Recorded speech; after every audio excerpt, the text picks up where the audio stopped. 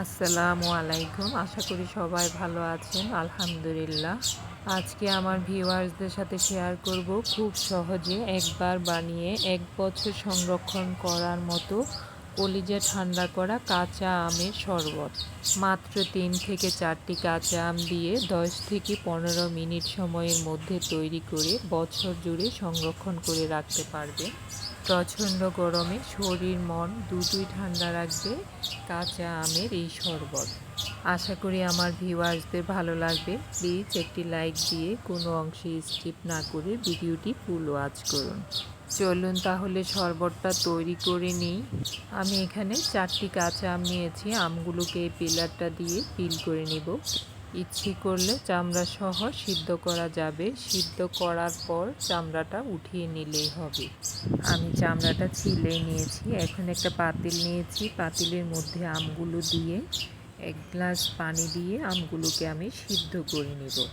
আমার এই গ্লাসে ৫০০ গ্রাম পানি ধরে, ওই গ্লাসে ১ গ্লাস পানি দিয়েছি। এখন ঢাকনাটা দিয়ে আমগুলো চুলায় বসিয়ে দিলাম। মিডিয়াম আঁচে ১০ মিনিট সময় নিয়ে আমগুলো পারফেক্টভাবে সিদ্ধ করে নেব। ১০ মিনিট পর ঢাকনাটা উঠিয়ে নিলাম। এখন একটু চেক করে দেখব একটা চামচের সাহায্যে আমগুলো পারফেক্টভাবে সিদ্ধ হয়েছে কিনা। আমগুলো পারফেক্টভাবেই সিদ্ধ হয়েছে। এই যে দেখুন, আমগুলো একদম সফট হয়ে আসছে, পানিটাও শুকিয়ে আসছে। এখন আমি চুলাটা অফ করে দিয়েছি। আমগুলো ঠান্ডা হওয়া পর্যন্ত অপেক্ষা করব। এদিকে টবের থেকে কিছু ফ্রেশ পুদিনা তুলে নেব। পুদিনার যতটুকু অংশ নরম অতটুকু অংশ তুলে নেব। শক্ত অংশটা ব্যবহার করা যাবে না। এদিকে আমগুলো পুরোপুরি ঠান্ডা হওয়ার পর এখন একটা প্লেটে নিয়ে নিলাম। একটা প্যান নিয়েছি। শরবতের জন্য একটা মশলা তৈরি করব। মশলার জন্য আমি এখানে নিয়েছি ১ টেবিল চামচ গোলমরিচ, ১ টেবিল চামচ মৌরি, ১ টেবিল চামচ আস্ত জিরা। এই মশলাগুলোকে চুলার আঁচ একদম কমিয়ে একটু রোস্টেড করে নিব। খুব বেশি ভাজবো না, জাস্ট একটু গরম এবং মচমচে হওয়া পর্যন্ত। মশলাগুলো মচমচে হয়ে গেছে। এখন চুলা থেকে নামিয়ে একটু ঠান্ডা করে নিব। ঠান্ডা হওয়ার পর ব্লেন্ডারের একদম ছোটো জারটাতে নিয়েছি। আচারের জন্য আমরা যেরকম একটা মশলা তৈরি করে নিই আধা ভাঙা, সেরকম মশলা তৈরি করে নিব। এদিকে আমগুলো একদম ঠান্ডা হয়ে যাওয়ার পর আঁটির থেকে এইভাবে সবগুলো আমের পাল নিয়ে নিলাম। আমি ৪টি আমের থেকে ৩টি আম সিদ্ধ করেছি। আমার এখানে সব মিলিয়ে মেজারমেন্ট কাপে ১.৫ কাপ আমের পাল হবে।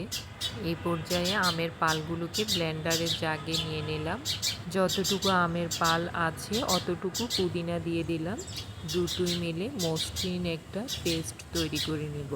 চেষ্টা করবেন হাতের কাছে থাকলে পুদিনাটা দিতে, তাহলে শরবতটা খেতে খুবই টেস্ট হবে। মিস্টার ম্যাঙ্গো ক্যান্ডির মতো মনে হবে। ব্লেন্ড করে নেওয়ার পর এরকম একদম মসৃণ একটা পেস্ট হয়েছে। দেখুন, দেখে বোঝা যাচ্ছে কতটা মসৃণ হয়েছে। চেষ্টা করবেন পুদিনার কচি অংশটুকু দিতে। শক্ত অংশটা দিলে ভালো করে পেস্ট হবে না, একদম মসৃণ এরকম পেস্ট হবে না, একটু আঁশ থেকে যাবে।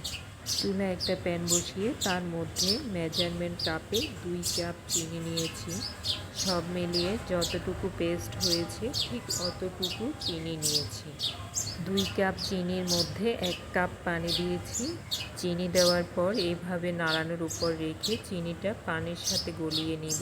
চিনিগুলো পানির সাথে মিশে গেছে। এই পর্যায়ে পুদিনা ইভেন আমের পালগুলো দিয়ে দিব। পালগুলো দেওয়ার পর এইভাবে স্প্যাচেলে দিয়ে নাড়ানোর উপর রেখে রান্নাটা করতে হবে।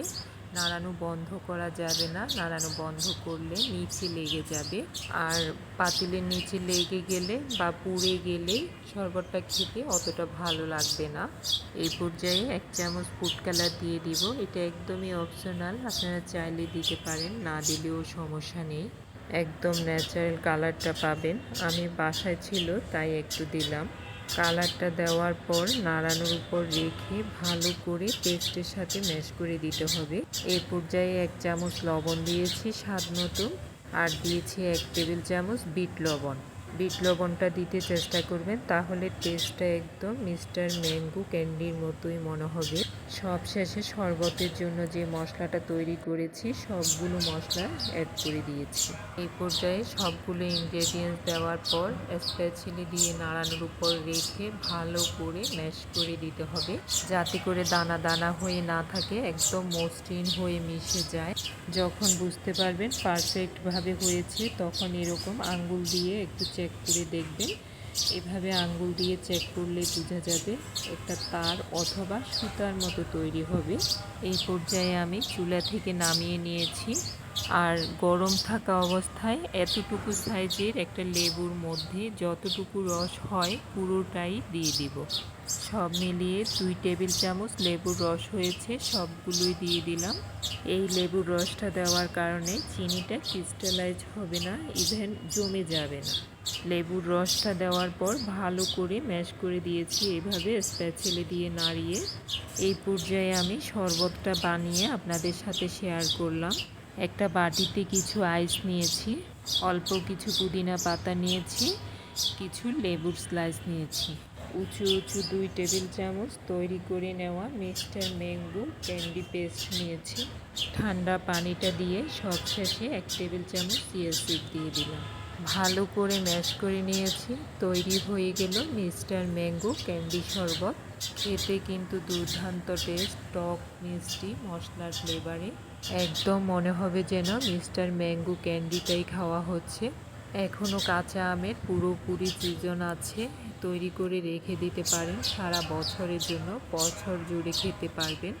আর এই গরমের সময় বাচ্চা বড় সবার পছন্দের একটা ড্রিঙ্কস। আশা করি রেসিপিটা ভালো লেগেছে। ভালো লেগে থাকলে লাইক কমেন্ট সাপোর্ট করে পাশে থাকার অনুরোধ রইল। আর যারা পাশে আছেন তাদেরকে অসংখ্য ধন্যবাদ। আপনার হাতে তৈরি প্রতিটি খাবার আপনার পরিবার ইভেন বাচ্চাদের জন্য স্বাস্থ্যকর।